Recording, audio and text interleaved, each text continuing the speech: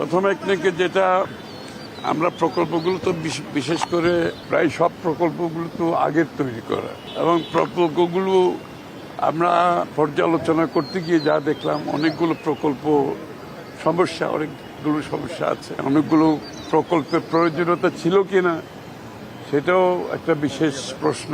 তো এগুলো এত বেশি বিশ্লেষণ করতে হচ্ছে যে প্রকল্পগুলো বিভিন্ন কারণে বিভিন্ন উদ্দেশ্যে করা হয়েছে, এই জন্য সময় অনেক নিয়েছে। 19টার মধ্যে মাত্র 7টা করতে পেরেছি।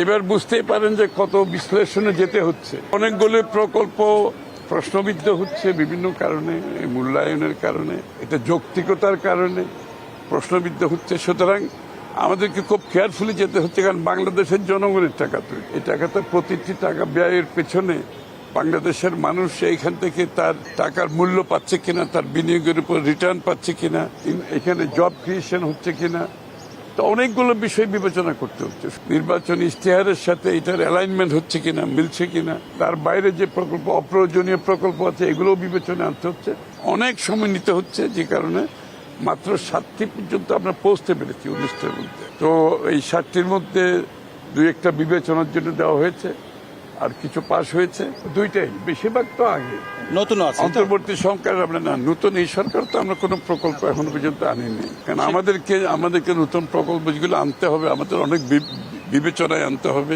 অসঙ্গতি মানে এখানে এগুলো বারবার এগুলো ডেফার করা হয়েছে, মূল্য বৃদ্ধি করা হয়েছে, যেগুলোর যৌক্তিকতা প্রশ্নবিদ্ধ হতে পারে, এই বিবেচনায় কিছু কিছু ডেফার করা হয়েছে, কিছু পাস হয়েছে।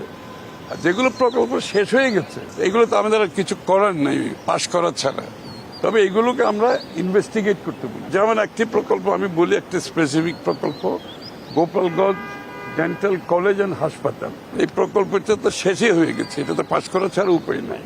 তো এটা আমরা বলেছি একটু ইনভেস্টিগেট করে রিপোর্ট দেওয়ার জন্য। আমাদের কাছে মনে হয়েছে এই প্রকল্পটার যৌক্তিকতা আছে কতটুকু সেটা আমাদের কাছে প্রশ্নবিদ্ধ হয়েছে, এবং এটার মূল্য যেটা ব্যয়, যেটা খরচ ধরা হয়েছে সেটা কতটুকু যৌক্তিক সেটা নিয়েও প্রশ্ন এসছে। যা হোক, এটা যেহেতু হয়ে গেছে আমাদের কিছু করার নেই, কিন্তু এটাকে আমরা বলেছি এটা উপর একটা তদন্ত করে একটা রিপোর্ট দিতে, যাতে আগামীর প্রকল্পগুলোতে আমাদেরকে এইভাবে অতিরিক্ত ব্যয় করতে না হয় এবং মূল্য প্রকল্প যে কোয়ালিটি এগুলো নিয়ে যাতে প্রশ্নবিদ্ধ না হয়।